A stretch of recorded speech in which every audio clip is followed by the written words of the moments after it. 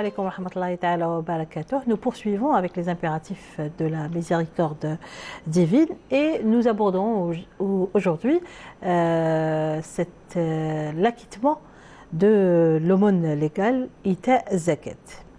Allah dit dans ce verset de sourate Al-A'raf, بعد أعوذ بالله من الشيطان الرجيم بسم الله الرحمن الرحيم واكتب لنا في هذه الدنيا حسنة وفي الآخرة حسنة إنا هدنا إليك قال عذابي أصيب به من أشاء ورحمتي وسعت كل شيء فسأكتبها للذين يتقون ويؤتون الزكاة والذين هم بآياتنا يؤمنون. صدق الله العظيم. Salam alaikum wa rahmatullahi ta'ala wa barakatuh. Professeur Issa Belmeki, on dit que la zakat est la preuve de la bonne foi du croyant qui ne fait pas partie des hypocrites. Absolument, oui. Parce que la zakat, c'est une partie importante du mot générique sadaqat. Et qui fait des sadaqat? C'est quelqu'un qui, d'abord, il ne doit pas être un prédateur, donc il n'a pas cet instinct préhensile, donc prendre les choses d'autrui, mais il va encore plus loin. Il donne à autrui. Il donne. Donc, c'est exactement le résultat de ce qu'on disait la semaine dernière, de cette salade. C'est cette salade qui débarrasse l'être humain, le croyant surtout, de tous ses défauts, de tous ses excès, d'avidité, d'amour de la matière, etc., au dépend de l'amour de la justice, de l'amour de l'autre, etc. Alors, la zakat, linguistiquement, ça a un double sens.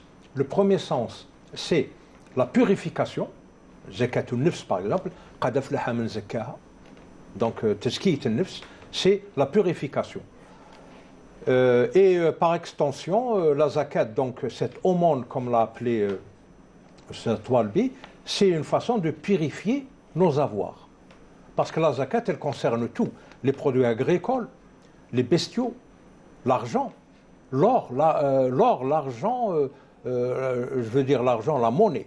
Mais les métaux précieux, l'or, l'argent, même le plomb, même comme on appelle les trésors qu'on découvre. Ils ont un nom spécial, Sharia. Tout ce qui est d'origine souterraine et qui est source de richesse doit être soumis à la zakat. Donc c'est ça ce qui importe dans la zakat. On purifie cet avoir, on le purifie. Alors, donc, purification, mais aussi augmentation. Zakatul shis, c'est son augmentation. Riba. Mais riba dans le sens littéral, c'est-à-dire shay'u yarbu, c'est-à-dire il augmente. Ce n'est pas le riba dans le sens usure. Parce que, pourquoi l'usure est interdite? Parce qu'elle permet à quelqu'un qui thésaurise l'argent d'augmenter son capital sans investissement, sans prendre de risques, sans rien du tout. Sans contrepartie. Voilà. Il augmente son capital de façon perverse. Et c'est pour ça que l'usure est interdite. Alors, donc, purification et augmentation. Qu'est-ce que ça veut dire? Ça veut dire que le riche, pour purifier ses avoirs, il y a un quota, un quorum d'abord, il doit atteindre un quorum, un nissab, et puis il y a un quota, 2,5% pour ce qui est de l'argent liquide, la monnaie, l'or, etc. Chaque chose, chaque richesse, elle a son quota. Il ne faut pas oublier non plus que Sayyidina Abu Bakr as-Siddiq a fait la guerre à Ahl-Ridda. Qui était Ahl-Ridda? C'est des gens qui ont refusé le rôle que jouait cette aumône, cette zakat, dans l'édifice économique de la société. Oui.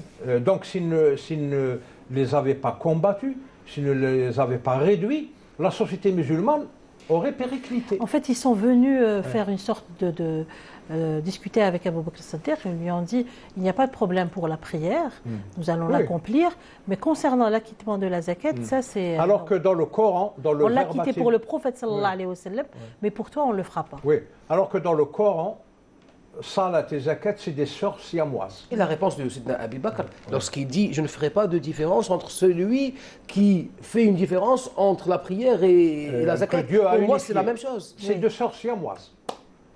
Quand on veut les séparer, c'est comme si on voulait séparer deux sœurs siamoises. Donc la zakat, c'est ça. C'est un rôle de purification, parce que là, la prière et le jeûne, Saum Ramadan, c'est la purification de l'être, spirituel, physique, intellectuel, moral, etc.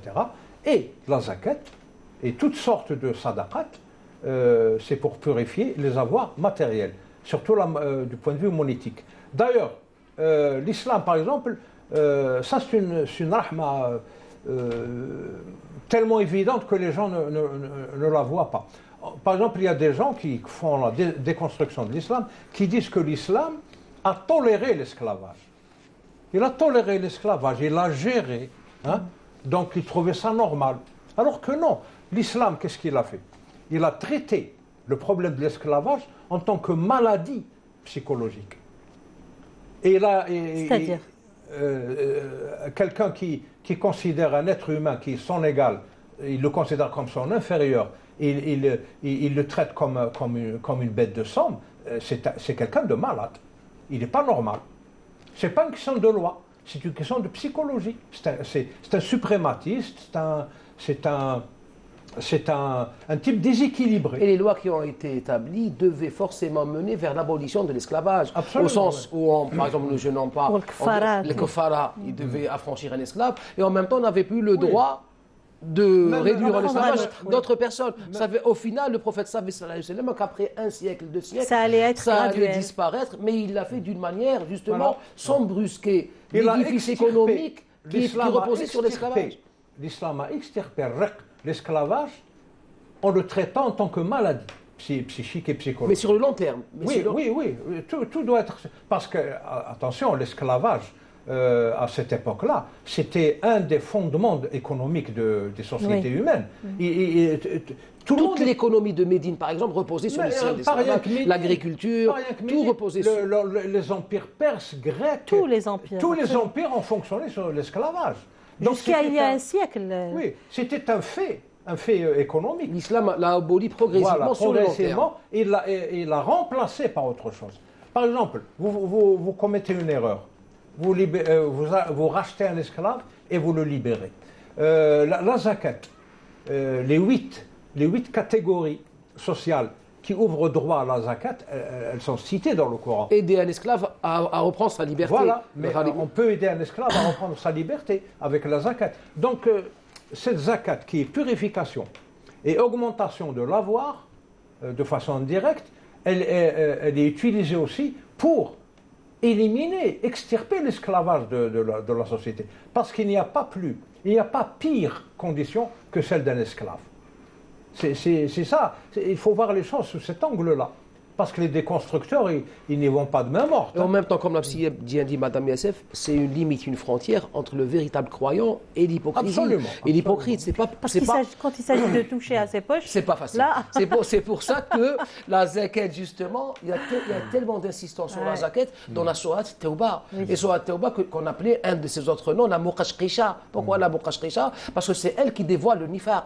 C'est elle qui a mis en évidence, qui a levé le voile sur les véritables croyants et les munafiqin.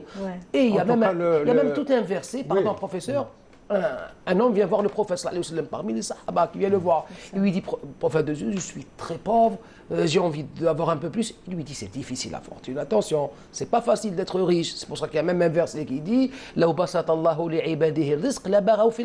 si Dieu faisait de ces pauvres, ils seraient tous riches, peut-être qu'ils se pervertiraient. Il lui dit, non, prophète de Dieu, j'y arriverai. Il dit, très bien, va à cet endroit, tu vas trouver une vache, tu la vends, et à la Moadillah, on verra ce qui se passera. Il fait ça, il trouve cette vache, il la vend. Une année plus tard, il a pu avoir beaucoup de bovins, il était devenu vraiment très riche. Le moment de la zakat arrive. Il vient voir, pourtant il avait promis au prophète, si je deviens riche, j'aiderai le pauvre et je ferai. Contrairement aux riches. Et là, comme on dit, il s'est retrouvé avec une grande richesse. Là, le compagnon de Dieu va voir cet homme, il lui dit, c'est le moment de la zakat. Il commence à calculer. Il se retrouve avec 10 chameaux, je ne sais pas, donnés en aumône, je ne sais pas combien de moutons, de bovins. Des centaines. Il en avait des centaines, bien sûr, ça avait décuplé. Et là, il lui dit, je ne peux pas. C'est trop dur, je n'y arrive pas. C'est trop. 10 chameaux, je ne sais pas combien de... Il vient voir le prophète, il revient voir lui, il le trouve en train de réciter le Coran. Au même moment, le verset avait été révélé.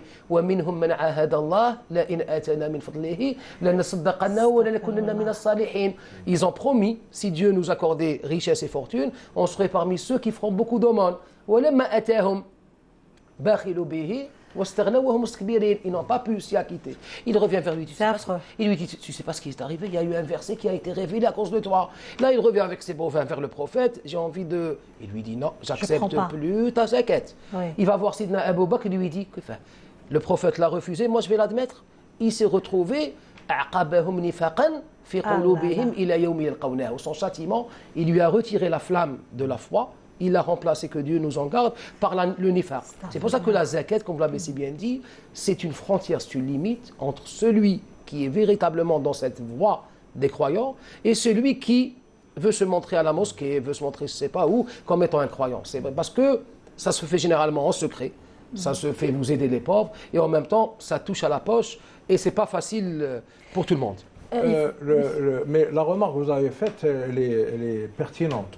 Pourquoi ? Parce que comme la prosternation et la gestuelle de la salat, dont on parlait la semaine dernière, permettait à l'être humain, au croyant, de se défaire de son arrogance intrinsèque, de tous les défauts inspirés par Shaitan, Iblis. La zakat aussi, elle permet de se défaire, par exemple, de l'amour de la matière, l'amour de l'argent. Parce que l'amour de l'argent, il a été exploité à plein par Samiri. Dans l'histoire du veau d'or. Il a exploité ça. Il a suffi que Sayyidina Moussa s'absente pour une courte période pour que Qawmu, Banu Israël, suivent le Samiri et recommence à adorer ce veau d'or. D'ailleurs, le veau d'or en Occident est devenu un symbole de l'amour de l'argent. C'est-à-dire le mammonisme, parce que mammon, dans leur Bible, c'est le démon qui, dans le culte et dans l'adoration, repose sur l'argent. Alors, cet argent, l'amour de l'argent, pourquoi les gens aiment-ils autant l'argent ? Parce que l'argent va toujours avec le pouvoir. Qui a l'argent obtient le pouvoir, et qui a le pouvoir fait de l'argent. C'est un binôme qui va toujours ensemble. Puis il y a une forme d'assurance dans l'argent. Oui, alors d'ailleurs, c'est vrai.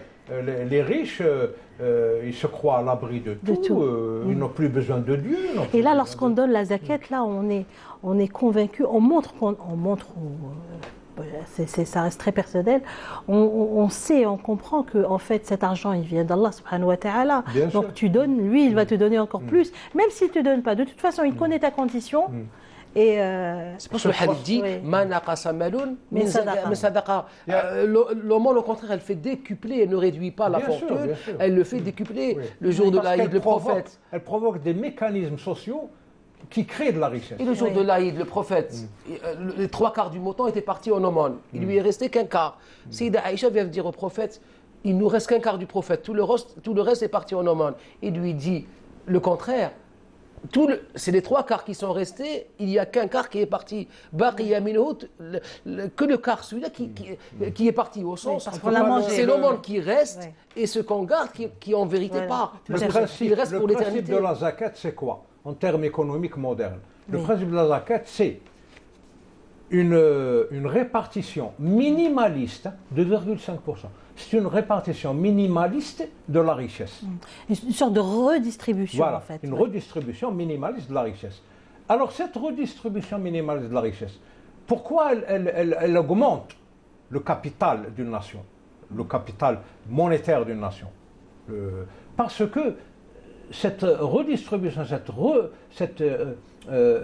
elle crée des mécanismes productifs et économiques qui vont augmenter ce capital.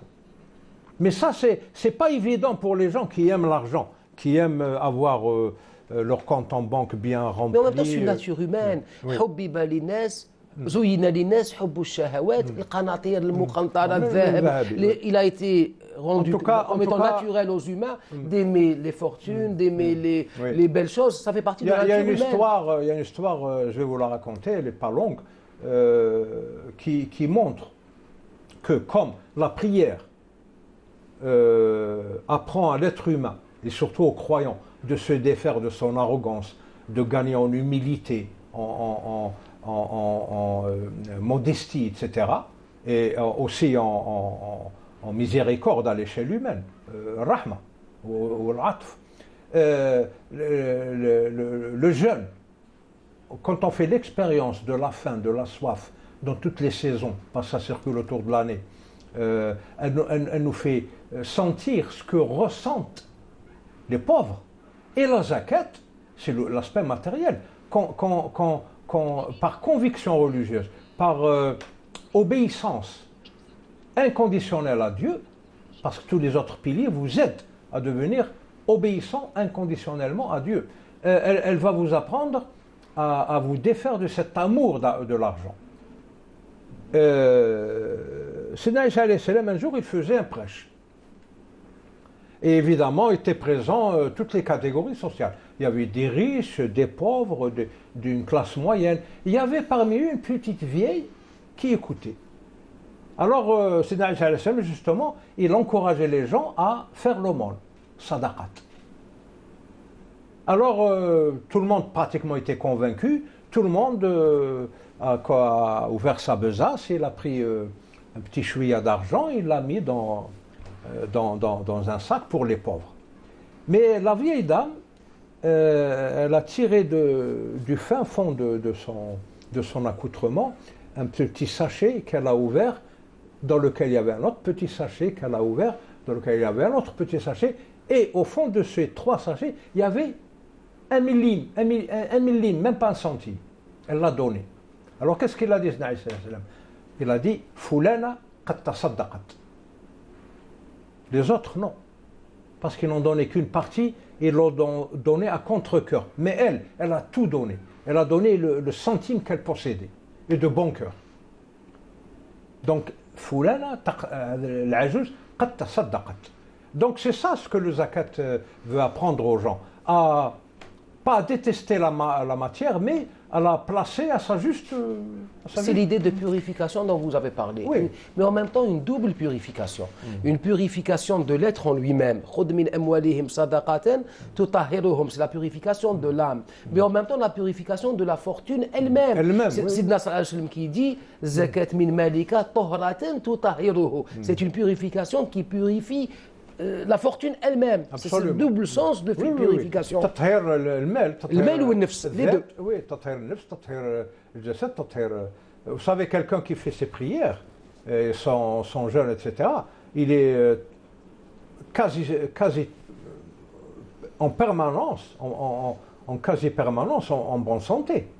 Donc, son adoration de Dieu lui permet d'être en bonne santé, parce que c'est une vie saine qu'il mène, une vie frugale, une vie faite d'humilité, de modestie, de sentiments positifs envers son prochain, etc.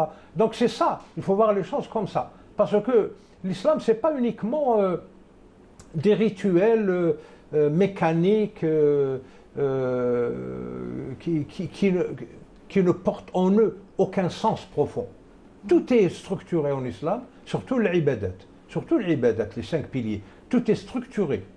Un jour, peut-être, on aura l'occasion de parler du pèlerinage. C'est un congrès mondial. Normalement, durant chaque pèlerinage, les chefs d'État musulmans qui se rencontrent là-bas, qui vont faire leur hajj, se réunissent, discutent des problèmes de leur ummah, de leur peuple.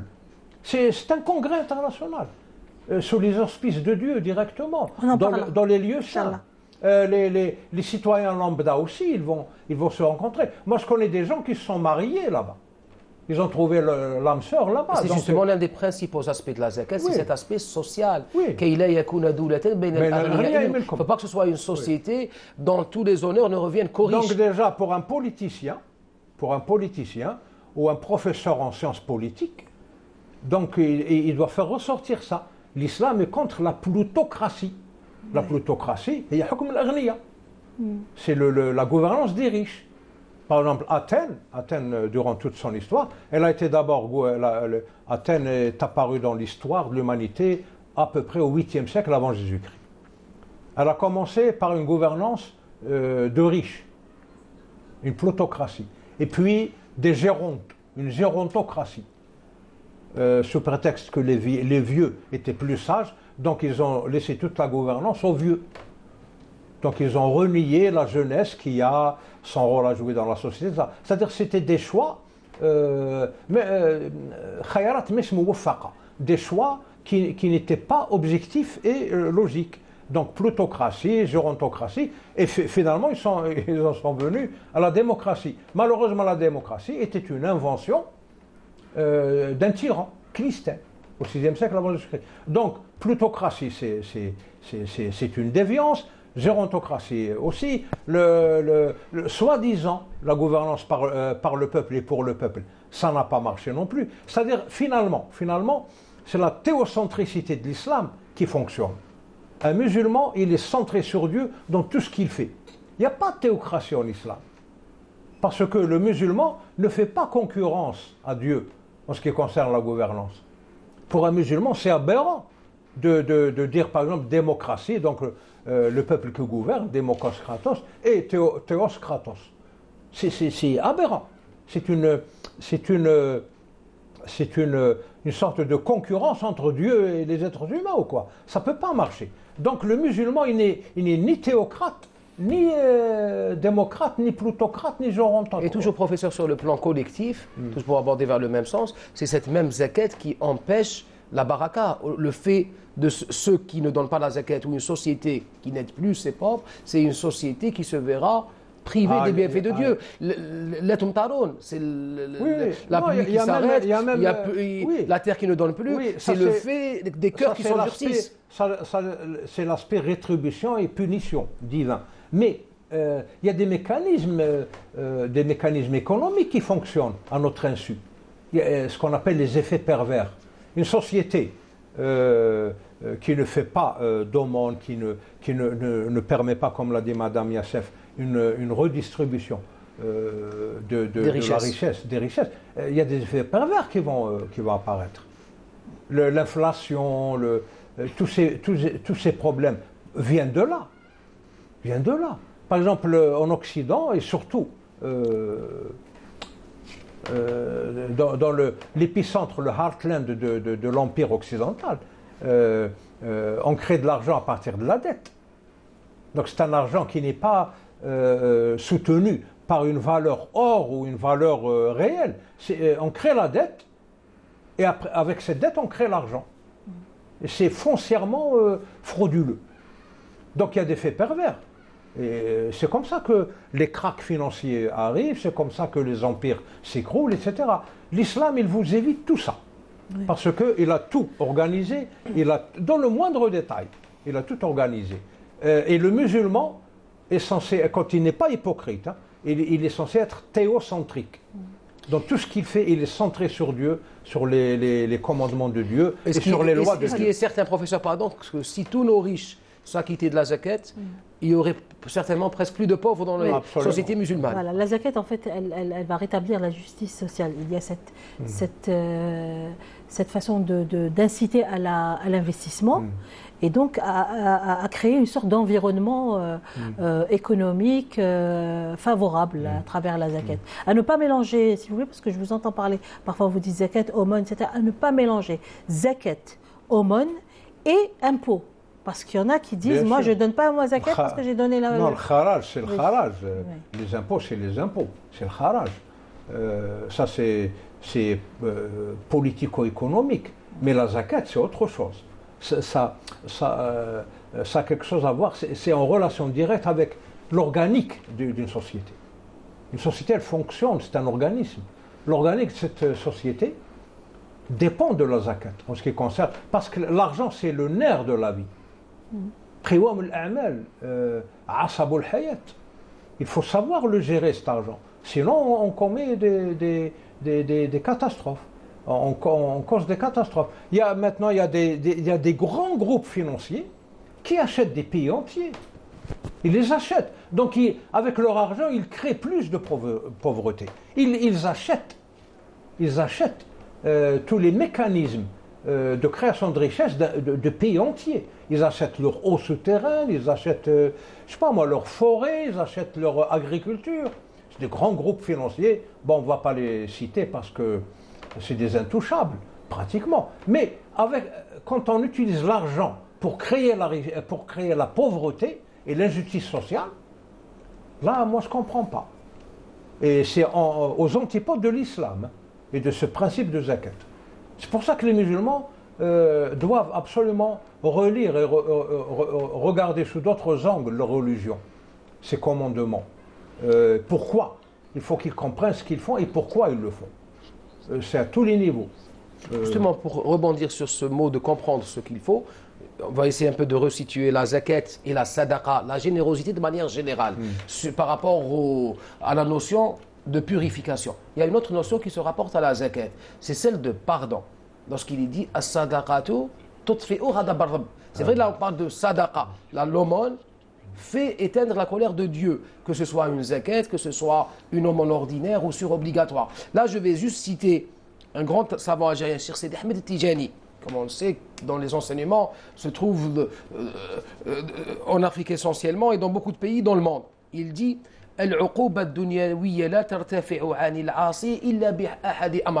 lorsqu'on accomplit un péché, on ne peut se le faire pardonner que par deux actes. Le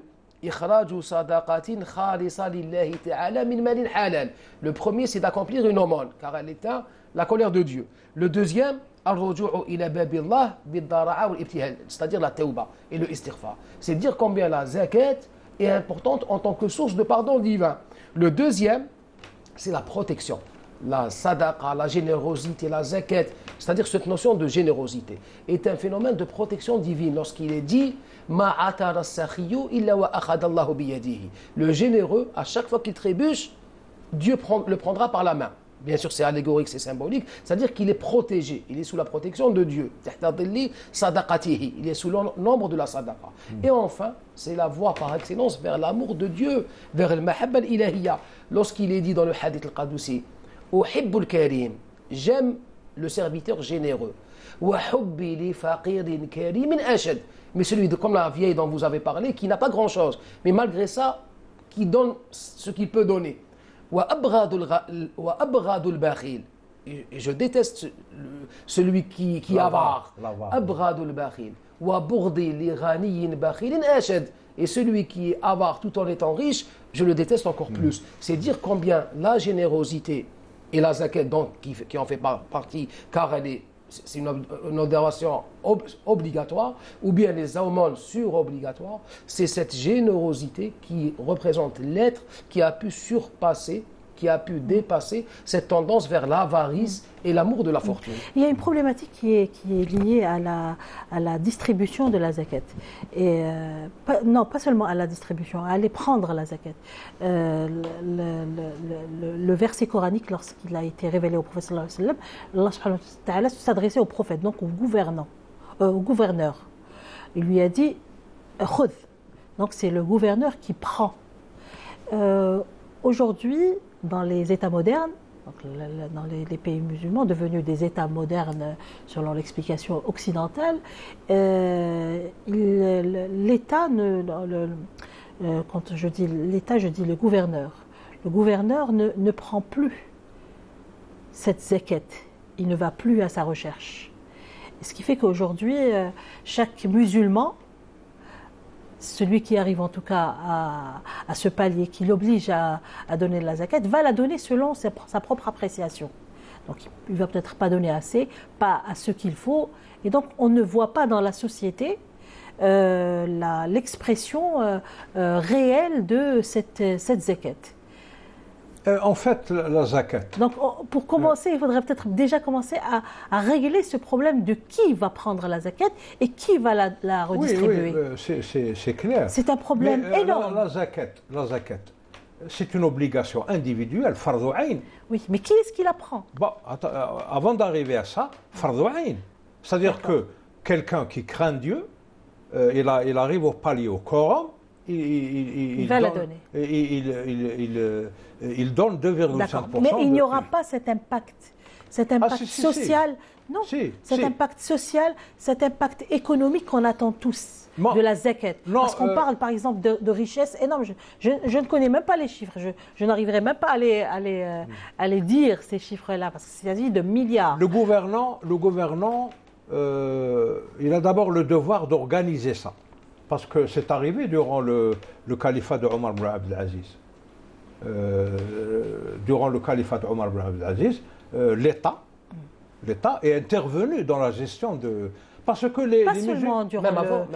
Depuis le prophète sallallahu alayhi wa sallam. Parce qu'à son époque, oui. Sa gestion économique était tellement performante, optimale, que les gens ne trouvaient plus à qui donner la zakat. Parce qu'on oublie aussi quelque chose de très important. La prise de la zakat, elle arrive à un moment bien donné. Il y a le hawl qui arrive, et donc là, le musulman, il est obligé de donner la zakat. Il va la donner au gouverneur. Il va la lui donner, et elle va être gardée dans Beit al-Mal Muslimin ou alors le trésor public, etc. Ça peut avoir plusieurs noms. Ensuite, la redistribution de cette zakat, elle n'est pas obligée d'être automatiquement au même moment. C'est selon le... Oui, chacun sa hawl. Il y a quelqu'un qui est redevable. Je ne parle pas d'aller donner. Je parle de redistribuer. Le gouverneur, comment il va redistribuer cette zakat? Il va la redistribuer selon les besoins de la société. Non, et encore, avant de le faire selon les besoins de la société, il doit respecter les 8. Voilà, absolument. Il y a 8 catégories. Tout à fait. Les 8 catégories pour lesquelles, dans le verbatim coranique, la zakat est destinée. Donc c'est la loi cadre. Il y a une loi cadre qui désigne ces 8 catégories. Et puis à l'intérieur de ces 8 catégories, il y a une gestion spécifique à la zakat. On ne va pas construire une usine parce que là, on fait des stihadet. Bon, on va donner les jeunes, des investisseurs, des petites start-up. Non. Fi sabilillah. Ça, c'est le 1/8. Il va fils sabilillah. À mon humble avis, tout ce qui sort des 8 catégories. Mais ça fait partie des 8 catégories. Mais excusez-moi, professeur, ça fait partie des 8 catégories. Oui, mais il faut contrôler ça. Hein. Mais c'est contrôlé, c'est contrôlé. C'est des petits sommes. En plus, qui reviennent ensuite au trésor, au trésor public. Donc, ça peut aider. Ça, c'est une forme d'investissement, en fait. Ok, mais le problème, c'est qu'aujourd'hui, la zakat, peut-être qu'elle y est, peut-être qu'on ne va pas... Peut-être qu'il la donne, mais on ne voit rien, on ne voit pas.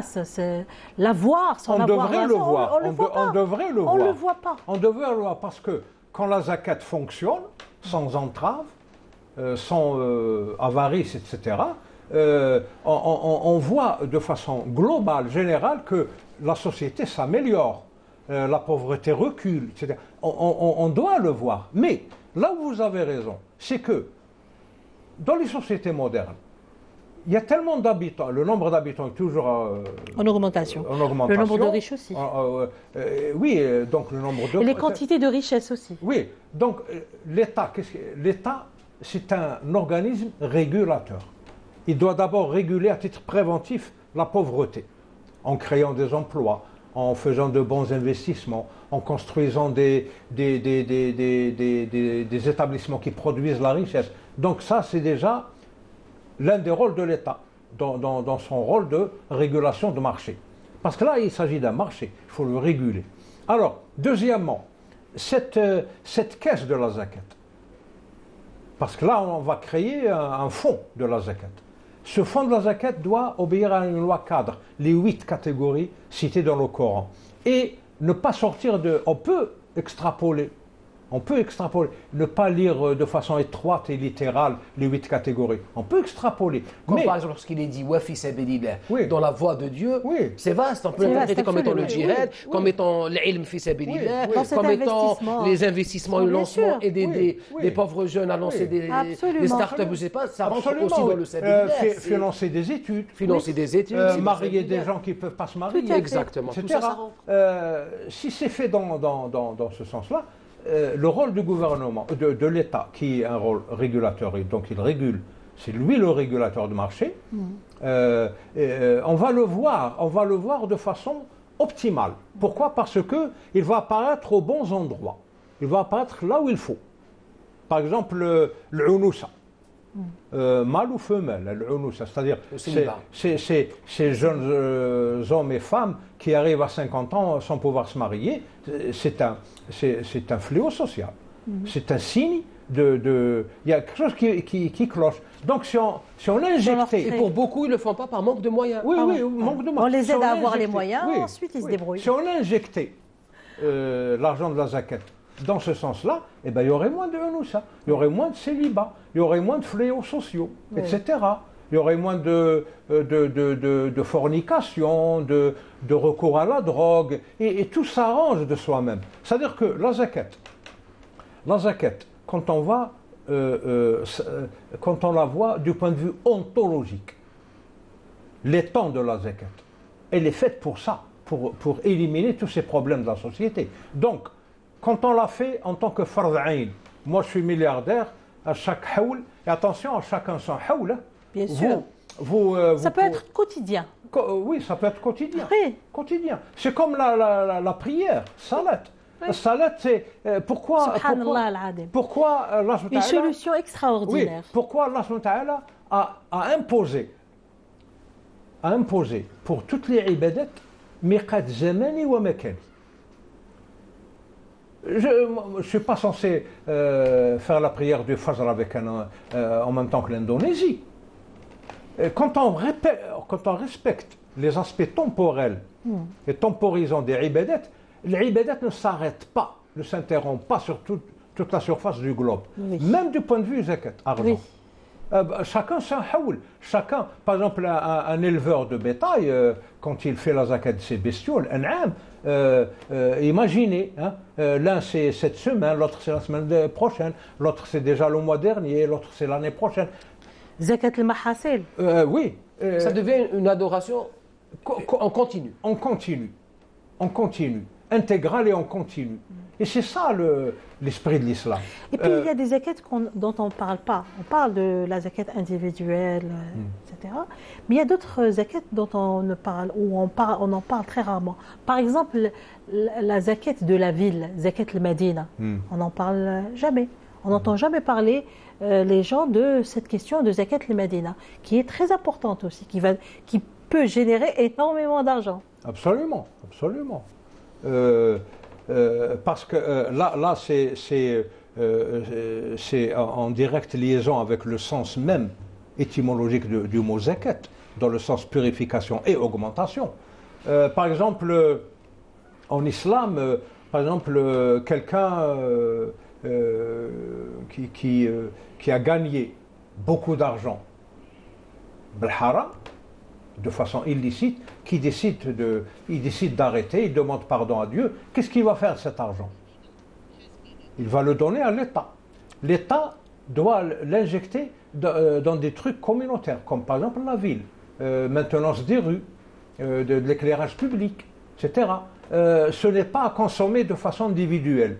Cet argent illicite, sa meilleure façon de l'utiliser, c'est dans c'est dire encore une fois que la zakat en tant qu'institution religieuse n'est pas simplement une adoration, c'est également tout un système économique. Économique, absolument. Tout est systémique en islam. Tout est systémique. Un argent illicite, on ne va pas le jeter à la poubelle. On doit l'utiliser, mais pas à titre individuel. On l'utilise pour le bien général, éclairage public. Mais en même temps, l'islam n'a pas imposé une institution précise pour montrer la manière avec laquelle cette zakat doit être donnée. Il a laissé pour chaque siècle, pour chaque époque, il a laissé aux institutions étatiques musulmanes pour montrer comment, ou l'institution, que ce soit un centre de zakat, que ce soit un Beit Muslimin, que ce soit la manière par laquelle institutionnaliser cette adoration. En tout cas, la zakat, c'est un flux monétaire destiné aux nécessiteux, sous toutes leurs formes. Quand l'État, qui est le régulateur du marché, donc même de sa masse monétaire, doit garder cette zakat dans les canaux indiqués dans le texte coranique.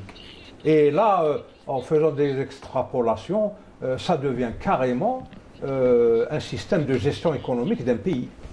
Oui, oui. Aussi, lorsqu'on parle de zakat, donc je reviens toujours à cette question de l'institutionnalisation de la zakat et d'être toujours à la recherche d'une certaine perfection dans son institutionnalisation, parce qu'aujourd'hui, comme vous l'avez dit, les musulmans sont plus nombreux, les pays musulmans sont plus... c'est devenu complexe. Voilà, donc la question de la recherche de l'institutionnalisation de la zakat à travers notamment la création d'institutions transparence. Il faut qu'il y ait une certaine transparence dans la gestion de la zakat et le rôle de la mosquée et des médias. Là, il devient extrêmement important. Par exemple, il y a un exemple à citer. Il y a un pays musulman, ce n'est pas la peine de le citer, dans la catégorie d'hommes d'affaires, donc ils sont enrichis énormément, ils n'ont pas pris en considération la valeur ajoutée de leur... parce que quand un investisseur, par exemple Maurice Allais, le prix Nobel français, l'économiste, il a toujours dit qu'il ne fallait pas confondre, il ne faut jamais confondre investisseur et spéculateur. Le spéculateur c'est une chose et l'investisseur c'est une autre. Donc, les investisseurs qui sont énormément enrichis, ils ont, pour échapper aux impôts, alors là, la zakat, n'en parlons pas, c'est un pays musulman, mais pour eux, même un farz ayn, un devoir individuel, ça ne les intéresse pas. Alors, ils ont expatrié leurs richesses. Ils ont thésaurisé dans des banques étrangères. Le chef de cet État, qu'est-ce qu'il a fait? Qu'est-ce qu'il a fait pour les obliger à ramener cet argent? Parce que cet argent, ils l'ont gagné sur le dos de leur pays. La valeur ajoutée de la main-d'œuvre, des richesses du pays, les minéraux, l'énergie, tout ça, ils l'ont exploité rien que pour eux. Oui. C'est injuste. Alors, pour les obliger à ramener leur argent qu'ils ont gagné sur la valeur ajoutée de leur pays, de leur nation donc au sens humain, il a changé de monnaie. Il a décidé de changer de monnaie. Il a dit, en 48 heures, celui qui ne reconvertit pas sa monnaie, qui ne rapatrie pas sa monnaie, c'est-à-dire pour la transformer en monnaie dans la nouvelle monnaie, eh bien, il va perdre sa richesse. Oui, pour la réintroduire dans le cercle officiel. Voilà. Oui, bien sûr. Il les a obligés par cette astuce à ramener tout leur argent de l'étranger. Et là, il leur a imposé aussi un autre truc, que l'argent ne circule pas dans des circuits parasites, qui circulent dans des circuits bancaires. Oui. Alors quand ça circule dans un circuit bancaire, on peut contrôler les avoirs, les richesses. Oui. Cette toile, il a 20 milliards, et on calcule. Il y a un logiciel qui calcule directement 2,5% à la fin du haoul. Et hop, l'argent va directement à la caisse de la zakat. C'est-à-dire, c'est une question de gestion. C'est pour ça qu'on combat ce genre de gouverneurs. On les combat. On les combat. Ouais. Et on fait tout pour qu'ils n'existent pas. On fait tout, justement. C'est ça le problème. Donc, comme je l'ai dit la dernière fois, les musulmans, ils sont occupés par des combats externes et des combats internes. C'est ces combats internes qui les empêchent de voir ces problématiques. Et l'argent qui va dans les circuits parallèles. Oui, c'est le grand problème des pays, comme on les appelle en développement. C'est justement les circuits parallèles de l'argent. Ça aussi, allez, zakat. Évidemment, oui. Évidemment. Enfin, Tout dépend ce qui est parallèle, évidemment. Bien sûr, on parle du parallèle non déclaré. On ne parle pas du blanchiment d'argent et Oui. autres, qu'on soit bien clair. On parle des circuits parallèles, c'est-à-dire qu'ils ne sont pas dans les circuits bancaires et réglementaires. Quand il s'agit de vos relations avec Dieu, quel que soit le c'est le circuit. licite qui compte, pas Oui. le légal, le licite. Parce qu'on peut très bien se marier licitement, mais illégalement. Quand le légal ne coïncide pas avec le licite, on peut faire un mariage shari, vrai. Eux, ils appellent ça zawaj urfi. Urfi. C'est une façon de dénigrer indirectement. Je regrette, c'est un zawaj shari. Pour Dieu, je suis marié. Oui. Je ne suis pas en train de faire C'est pas des l'adultère. péchés. Oui, mais eux, ils vont vous dire, monsieur, si vous n'avez pas votre livret de famille, ils ont raison d'un côté. Ils ont raison pour la protection des enfants. D'un côté, ils ont raison. Mais ce n'est pas comme ça. Ce n'est pas aux dépens du zawaj shari qu'on doit résoudre ces problèmes. Zawaj shari, c'est zawaj shari. C'est le seul zawaj pour Dieu. Il n'y a pas de zawaj administratif. Oui. Il y a le shari. On appelle en islam le maslaha al-mursala. Non. C'est le fait de rédiger l'acte de mariage, de l'inscrire à l'état civil, c'est une maslaha Mais shar'iyya qu'est-ce qui empêche qui est une nécessité en Qu'est-ce soi. qui empêche, dans un pays musulman, qu'est-ce qui empêche l'institution de la mairie de travailler avec l'institution de la C'est ce mosquée qu'ils font maintenant. Ce qui vont. C'est interdit de... ensemble, ça va ensemble. Mariage licite, donc halal, shari, avec l'arkan ta'ou, mais en même temps, tawfiq al-idari. Parce que quand on ne fait pas tawfiq al-idari, il y a des abus. Et il est tout à fait normal de combattre les abus. Mais il ne faut pas utiliser les abus, donc une réalité sociale de déviance, pour attaquer zawaj shari. Aujourd'hui, il est interdit de faire, normalement, il est interdit de faire un mariage avec un imam sans qu'il y ait le document administratif. Oui. Normalement, c'est ça Oui. la loi. Or, si on peut dire le problème, si on peut l'appeler comme ça, qui se pose, c'est que beaucoup, pour ne pas dire la plupart des imams, font la fatha avant même de confirmer que le document existe. Certains pays ont été plus intelligents. Ils ont instauré le contraire, c'est-à-dire que le imam a un document de Shu'un Diniya qui lui, en faisant la fatha administratif, il le remet, il commence par faire la fatha sans exiger d'aller à la mairie, il le remet au parti et ces mêmes partis vont le présenter à la mairie pour justement inscrire l'acte. Qu'est-ce qui empêche que la mairie, donc l'organisme qui va institutionnaliser ce mariage. Voilà, qui va institutionnaliser le mariage.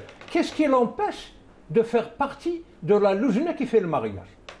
Ça devient une partie intégrante de la loujna. C'est-à-dire, la loujna, il y a le mari et la femme, ils doivent être uqala, musulmines, etc. Wali al-amr, al-mahr et l'imam, pour s'assurer que tout est conforme à la loi. Mais pourquoi ne pas ajouter la mairie dans la loujna? On rajoute carrément. Elle devient partie intégrante de la loujna. Et le problème est réglé. Le problème est réglé.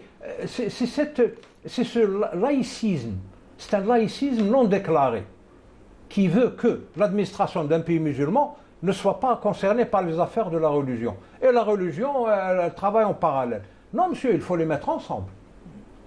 Et le mariage, c'est un mariage quand il est licite. Je n'ai pas le droit de faire un document administratif qui me lie à une femme sans que je sois licitement lié à elle. C'est du haram. Et attention, le prophète a dit thalatha jidduhunna jid wa hazluhunna jid. Même cette histoire de documents administratifs avant que j'aille à la mosquée. Ça y est, je suis marié, mais illicitement.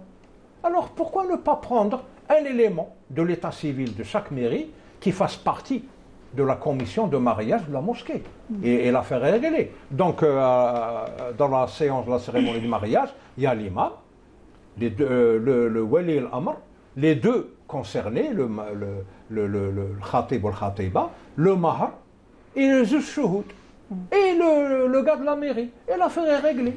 Licite et légal doivent coïncider. Très bien. Une dernière question pour vous. C'est ça la solution. Issam Toualbi, il faut rappeler que la zakat, le calcul de la zakat se fait selon les mois lunaires. C'est très très important, pas selon les mois, l'année solaire. Oui. Justement, c'est la notion de Sinon, haoul. on va voler. Justement, Voilà, c'est la zakat. C'est la notion de haoul. Et justement, dans la riba, les Arabes avant l'islam s'amusaient un peu avec cette notion de mois. Imaginez Et le ils avaient le cumul des... ce qu'ils appelaient le Nessi. Ils rajoutaient un mois, parfois supprimaient un mois, justement pour. Or, sur les mois lunaires, il y a le calcul de la zakat qui est un pourcentage de 2,5%. Comme dit le hadith, fait rubu' al-ushur. Il y a le calcul par rapport au bovin, par rapport au. C'est tout un tableau de calcul. Mais aujourd'hui, puisque la valeur elle est essentiellement monétaire, tout le monde sait que c'est 2,5%. Mais sur ces 2,5%, c'est tout le secret justement, c'est que chacun les ressent quasiment de la même manière. Si vous avez juste le haoul, par exemple, vous avez le nisab, vous avez 500 000, 600 000 dinars, vous allez sortir 2,5%, vous allez les ressentir d'une manière. Mais si vous avez 6 millions de dinars, si vous avez 6 milliards, vous allez faire sortir une part beaucoup plus importante. Oui. Mais en même temps, vous allez la ressentir de la même manière. Si vous aviez 600 000 dinars, et vous n'aviez que 6 000 ou 60 000 dinars à faire ressortir, vous ne la ressortirez pas de la même manière. Justement, c'est tout le secret de la zakat, c'est ce taux, c'est ce pourcentage, c'est ce haoul, c'est vraiment encadré, c'est que ce soit par rapport à la valeur ou à la vocation spirituelle de l'adoration, ou à la vocation économique temporelle, c'est toute une institution qui a ses règles, qui est clairement encadrée et qui est clairement dirigée. Mais le tout, pour revenir juste faire l'institutionnalisation, qu'elle soit remise aux agents de l'État, le prophète, ou bien directement plus nécessiteux, le prophète disait choisissez pour vos aumônes dans la zakat, qui est elle-même une aumône précise, choisissez comme vous choisissez les époux à vos filles. C'est-à-dire que choisissez en étant vigilant, et il y a des dawabat, comme on dit, il y a même des recommandations. C'est-à-dire